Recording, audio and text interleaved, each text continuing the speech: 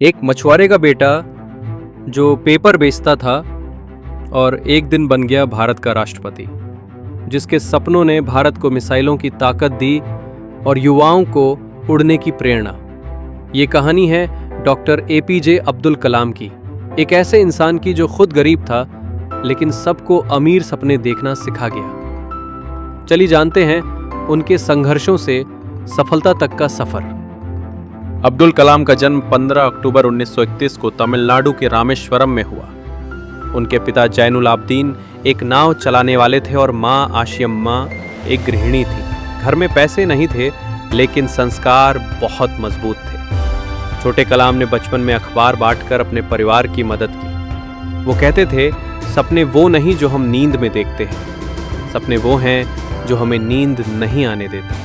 School में वो औसत छात्र थे लेकिन पढ़ाई और उड़ने वाले जहाज़ों में उनकी गहरी रुचि थी। उन्हें उड़ान का सपना था, एक दिन देश के लिए कुछ बड़ा करने का सपना। अब्दुल कलाम ने सेंट जोसेफ कॉलेज से फिजिक्स में ग्रेजुएशन किया और फिर Madras institute of technology MIT से एरोनॉटिकल इंजीनियरिंग की पढ़ाई की। MIT में पढ़ाई करते समय उन्होंने खुद को एक मिशन में झोंक दिया, भारत के लिए एयरक्राफ्ट और मिसाइल बनाना। शुरुआती दौर में DRDO लेकिन defence research and development organisation में उन्होंने काम शुरू किया। लेकिन असली मुकाम तब आया जब उन्होंने ISRO Indian space research organisation join किया।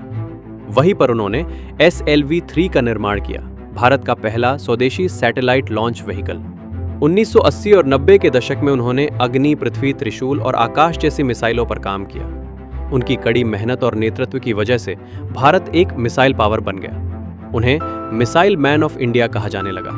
1998 में पोखरण न्यूक्लियर टेस्ट में उनकी भूमिका ने पूरी दुनिया को चौंका दिया।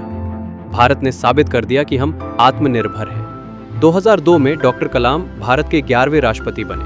वो देश के सबसे चहेते राष्ट्रपति थे। उन्हें जनता का राष्ट्रपति कहा गया। उन्होंने हमेशा युवाओं से सीधा संवाद किया, उन्हें प्रेरित किया।